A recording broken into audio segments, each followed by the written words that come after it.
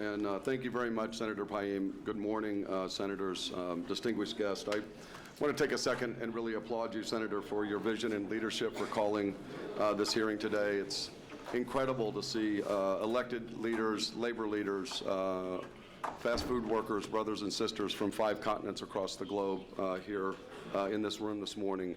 And I think it's fitting that this hearing has taken place here in Brazil today. Brazil is a leader in the global economy, and with McDonald's using its power to drive down standards around the world, it's right that this company should have to face judgment in a country that's distinguished by a government, a legal system, and a civil society that puts workers first. I can't help but think that 40 years ago, we probably wouldn't need to do this hearing here today. As recently as the 1970s, America was still a place where you could count on a decent wage, health care, vacation, your kids had a chance to go to school, and eventually you would have enough to retire. The American dream in the 1970s meant that you could achieve a better life for yourselves and you could expect a better life for your kids.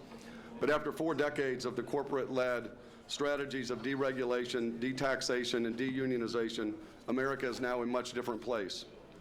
63 million Americans today make less than $15 an hour, less than a living wage. That's 43% of all workers in my country. 100 million Americans are in or near poverty with little opportunity for advancement or seeing a better life for their children. It's not because we lack money and it didn't happen by accident. It's the result of choices and priorities made by corporations and policymakers. Today in my country, 1 in 5 kids are hungry and go to bed hungry at least 1 night a week, while roughly 30% of our food goes uneaten. That's a choice that we make.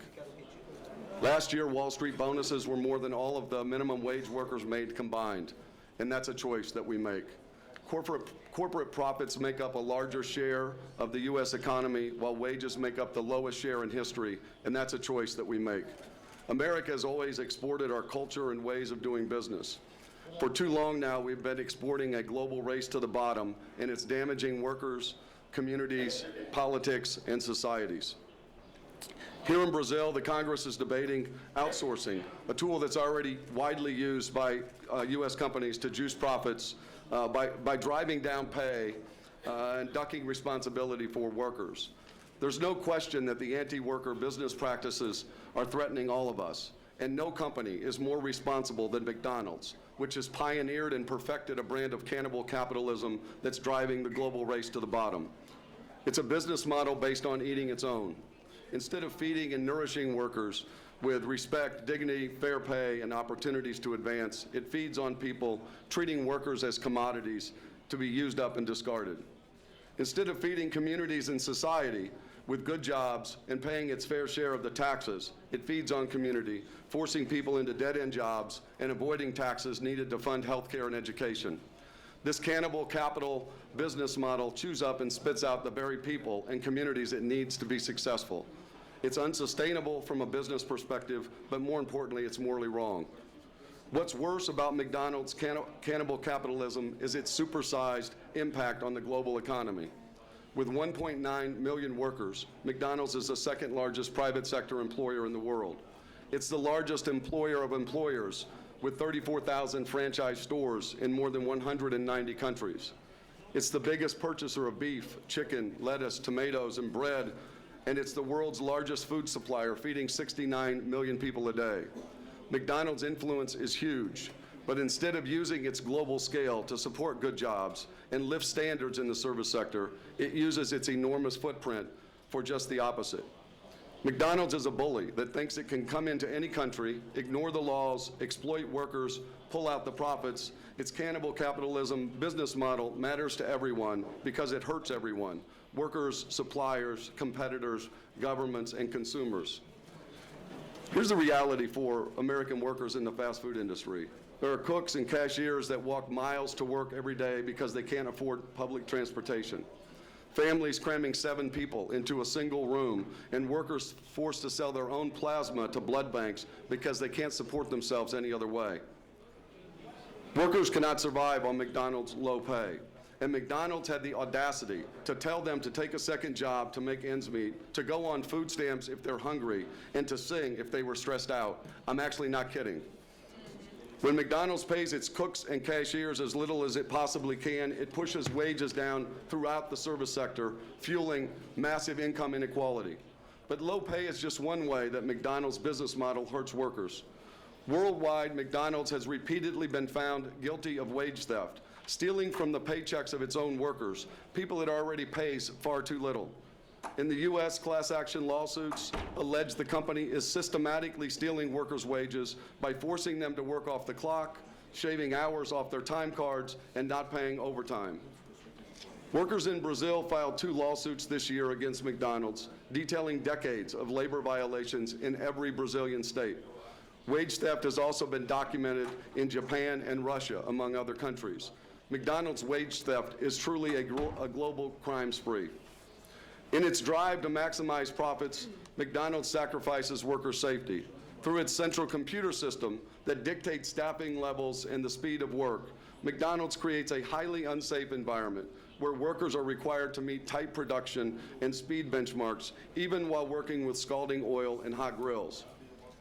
80% of workers in the U.S. fast food industry report getting burned on the job in the past year, most of them repeatedly. McDonald's workers have filed 28 health and safety complaints in 19 cities. What's most outrageous, many McDonald's workers who were burned report that their managers told them to put mustard on it instead of actual medicine like burn cream. That shows really what McDonald's thinks of its workers. McDonald's has been fined here in Brazil for failing to provide safe working conditions. And just this April, during a hearing in Paraná, McDonald's admitted to using underage workers for dangerous tasks. As Moacir said earlier, the judge stopped the hearing, walked down a few blocks, and found out for himself kids with burns on them for life, scarred for life, 14 and 15 years old, because McDonald's failed to follow the law and provide protective equipment. McDonald's exploits the young people, immigrants, and vulnerable workers it uses in its stores. Just last month, the labor court in Curitiba issued a major national ruling prohibiting McDonald's from employing minors in dangerous jobs. The case is under appeal. A study examining the systematic non-payment of wages to pregnant workers at McDonald's stores in Brazil found women were forced to resign so that McDonald's could avoid paying them severance pay or make accommodations. In the U.S., McDonald's workers filed a federal civil rights lawsuit after being told, I quote, "There are too many black people working in this store." The lawsuit cited a widespread pattern of racial and sexual discrimination and harassment. These workers reported that McDonald's fired more than a dozen black workers who, quote, "didn't fit the profile desired." The highest-ranking managers had told workers that it was, quote, "too dark" in the restaurants and that they, quote, "needed to get the ghetto out of the store." Several workers contacted McDonald's to report this discrimination, but the company did nothing. And the company continued to do nothing after a local newspaper reported on the firings. McDonald's scheduling practices require workers to tolerate unpredictable hours and inconsistent paychecks. Most are limited to part-time or zero-hour contracts, which have no work schedule set at all. Zero-hour contracts are a global epidemic, and McDonald's is patient zero. They brought zero-hour contracts into the U.S., to New Zealand, to the U.K., and elsewhere around the globe. And when workers join together to stand up for a better life and union rights, McDonald's illegally silences and intimidates them in clear violation of labor laws. In countries with varying labor conditions, like Brazil, the United States, Ireland, and South Korea, McDonald's workers have been repeatedly discouraged from forming unions, and workers have been fired for speaking out. And McDonald's not only squeezes its workers, it also squeezes franchisees, making it impossible for many to support their families. And when franchisees try to join together, they face almost exactly the same retaliation from the company. In response to this dramatic power imbalance, we have petitioned the U.S. Federal Trade Commission to investigate these abusive practices. As the largest purchaser of beef, chicken, lettuce, and tomatoes, McDonald's has enormous power over its suppliers who are dependent on it to stay in business because of its size. In its quest to drive down costs, McDonald's uses this power to push down workforce and other standards across its supply chain. This is in clear violation of the global code of conduct that McDonald's has for worker treatment by their suppliers. Not surprising, since McDonald's doesn't even have a code of conduct for the treatment of its own workers. McDonald's makes fair business competition all but impossible. Through a ruthless, systematic effort to game the system and manipulate laws, McDonald's engages in social dumping that dominates or even eliminates competition altogether. If you or I wanted to open a burger restaurant and treat workers decently, we simply couldn't, because McDonald's pushes standards down so dramatically that it would be impossible to compete. Unknown to many, McDonald's anti-competitive rent practices are a clear example of how it doesn't play fair. In Europe, the US, and other major markets, McDonald's requires its franchisees to lease the buildings or else they can't be a franchisee. Rent from franchisees makes up about 2/3 of McDonald's revenue from its franchise operation. McDonald's makes $4.5 billion in annual gross profit on rent charged to franchisees, 50% more than they make off of selling burgers and fries. McDonald's earned a massive global profit ratio of 72% on the rent paid by franchisees. This is because the company's franchisees pay higher rent as a percentage of sales than the franchisees of any other fast food chain. And in several key European countries, franchise stores are charged much higher rents than McDonald's own corporate stores. In the United Kingdom, McDonald's charges franchisees 20% of sales in rent, while only charging their corporate stores 4%. In Spain, it's 17% versus 3%. McDonald's business model also hurts governments. The company's tax avoidance strategies cost taxpayers billions every year and rob governments of the resources needed for education, healthcare, and infrastructure. Over the past decade, McDonald's has exploited corporate tax loopholes to avoid paying U.S. tax on the equivalent of nearly 53 trillion reais in foreign earnings, dodging as much as 5.7 trillion reais in taxes. McDonald's does this while operating an extensive network of hidden subsidiaries and tax havens, the majority of which it does not disclose in its annual reports. While McDonald's disclosed just 11 tax haven subsidiaries in 2014, records show it operated 42. In Europe, McDonald's deliberately avoided 1.2 billion euros, or 3.6 trillion reais, in corporate taxes from 2009 to 2013.